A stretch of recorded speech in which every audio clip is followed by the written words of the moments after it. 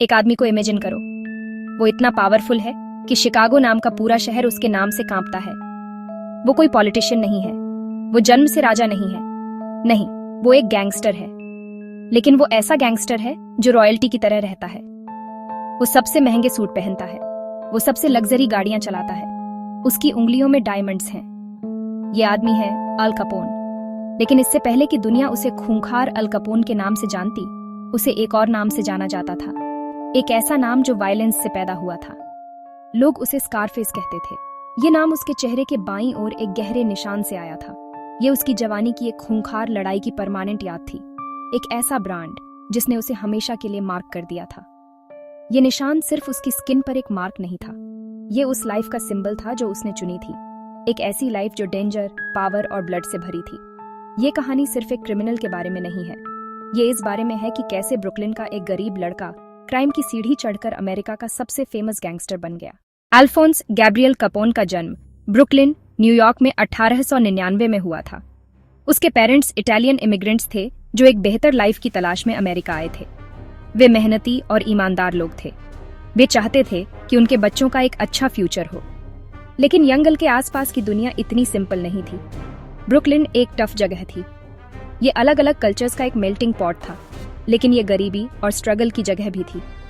बहुत कम उम्र से ही अल ने देखा कि सड़कों पर रूल्स अलग थे। उसने देखा कि रिस्पेक्ट अक्सर कड़ी मेहनत से नहीं बल्कि स्ट्रेंथ और टफनेस से मिलती थी। वो एक अच्छा स्टूडेंट था, ब्राइट और कैपेबल, लेकिन क्लासरूम उसका ध्यान ज्यादा देर तक नहीं रख पाता था। उसे लगता था कि असली सबक बाहर मिलते हैं। क्राइम की दुनिया में उसकी जर्नी जल्दी शुरू हो गई। टीनेजर के रूप में वो पहले से ही छोटी स्ट्रीट गैंग्स का हिस्सा था।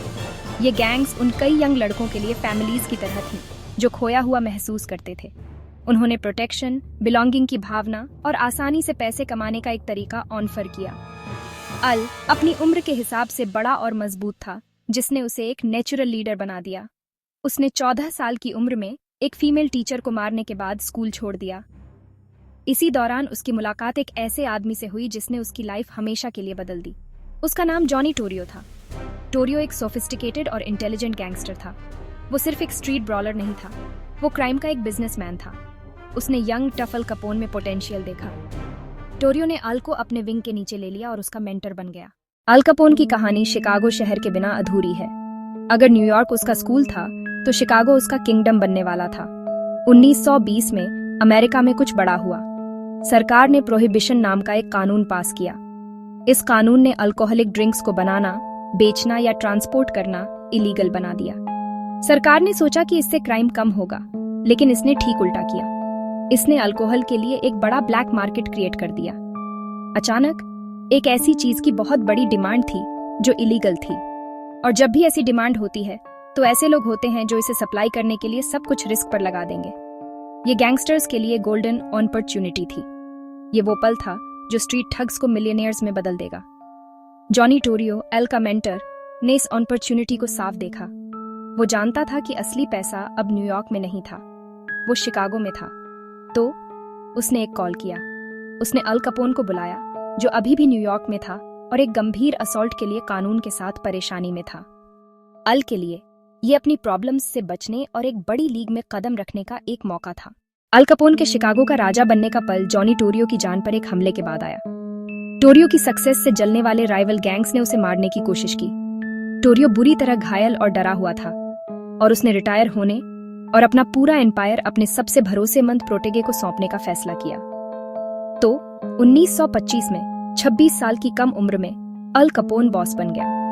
वो अब एक विशाल क्रिमिनल ऑर्गेनाइजेशन के कंट्रोल में था, जो साल में लाखों डॉलर कमा रहा था। प्रोहिबिशन एरा अपने पीक पर था, और कैपोन वो आदमी था जिसने शिकागो की इलीगल शराब की प्यास बुझाई। वो अब सिर्फ एक गैंगस्टर नहीं था, वो एक क्रिमिनल कॉर्पोरेशन का सीईओ था। कैपोन का बिजनेस अविश्वसनीय रूप से सोफिस्टिकेटेड था। वो सिर्फ अल्कोहल नहीं बेचता था, वो पूरी सप्लाई चेन को कंट्रोल करता था। अपने एम्पायर को प्रोटेक्ट करने के लिए कैपोन ने करप्शन का एक सिस्टम बनाया जो शिकागो में पावर के हाईएस्ट लेवल्स तक पहुंच गया था।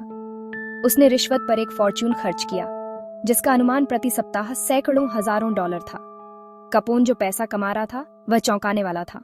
अनुमान है कि अपनी पावर के पीक पर उसका ऑर्गेनाइजेशन प्रतिवर्ष $100 मिलियन से अधिक कमा रहा था। ये आज $1 बिलियन से अधिक के बराबर है, जबकि अल कपोन खुद को एक बिजनेसमैन के रूप में प्रेजेंट करता था, उसका एम्पायर एक्सट्रीम वायलेंस की नींव पर बना था।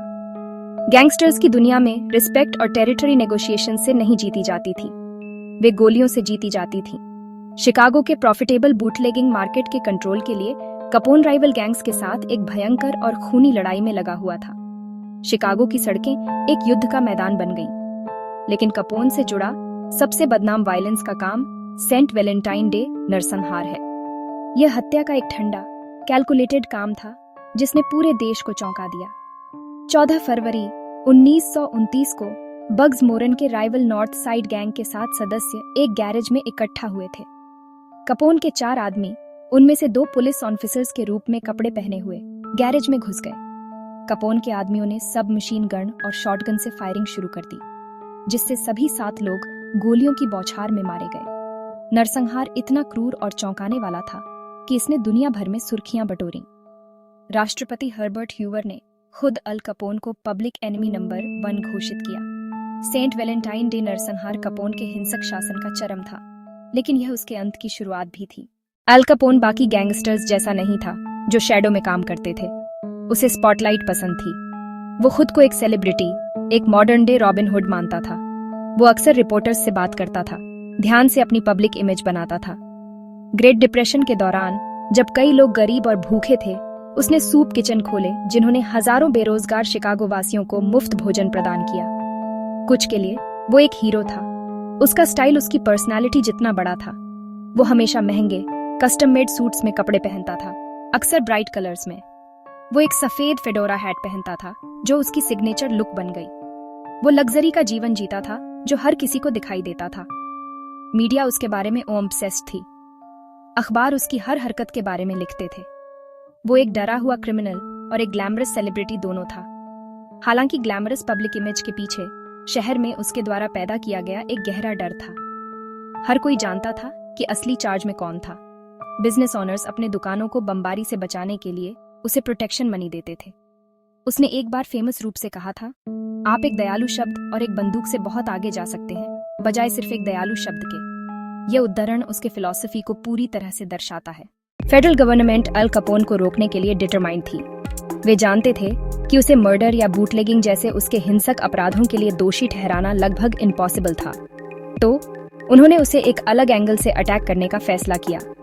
IRS, टैक्स एजेंसी के एजेंट्स का एक और समूह चुपचाप उसके फाइनेंस की जांच कर रहा था। उनके पास एक सिंपल लेकिन ब्रिलियंट आइडिया था। कपोन लाखों डॉलर कमा रहा था, लेकिन उसने कभी इनकम टैक्स रिटर्न फाइल नहीं किया था। 1931 में अल कपोन पर मुकदमा चलाया गया। उसे इतना यकीन था कि वह निर्दोष पाया जाएगा कि उसने पहले ही जूरी को रिश्वत देने की कोशिश की थी। लेकिन जज ने एक सरप्राइज मूव में आखिरी मिनट में जूरी को दूसरे मुकदमे से बदल दिया। उसे टैक्स चोरी का दोषी पाया गया और उसे फेडरल जेल में 11 साल की सजा सुनाई गई। सरकार ने उसे सैन फ्रांसिस्को खाड़ी में एक द्वीप पर एक नई मैक्सिमम सिक्योरिटी जेल में ट्रांसफर कर दिया। इस जेल को अल्काट्राज कहा जाता था। अल्काट्राज में अल कपोन अब राजा नहीं था, वो सिर्फ कैदी नंबर 85 था। उसकी हेल्थ भी खराब होने लगी। उसे सालों पहले सिफिलिस हो गया था और अब यह बीमारी उसके दिमाग को प्रभावित कर रही थी। लगभग 8 साल की सजा काटने के बाद उसे बहुत बीमार होने के कारण 1939 में जेल से रिहा कर दिया गया। वो एक टूटा हुआ आदमी था, अपने पुराने सेल्फ की सिर्फ एक परछाई। उसकी मौत 1947 में 48 साल की उम्र में हो गई। अल कपोन की विरासत कॉम्प्लेक्स है। वो एक क्रूर क्रिमिनल था, लेकिन उसकी कहानी अमेरिकन कल्चर का एक परमानेंट हिस्सा बन गई है। एक ऐसे आदमी की नाटकीय कहानी जिसने क्राइम पर एक एम्पायर बनाया और एक लेजेंड बन गया। यह है अल कपोन की पूरी कहानी, स्कारफेस से लेकर पब्लिक एनिमी नंबर 1 तक। एक ऐसा आदमी जिसने अमेरिकन हिस्ट्री में अपना नाम हमेशा के लिए लिख दिया।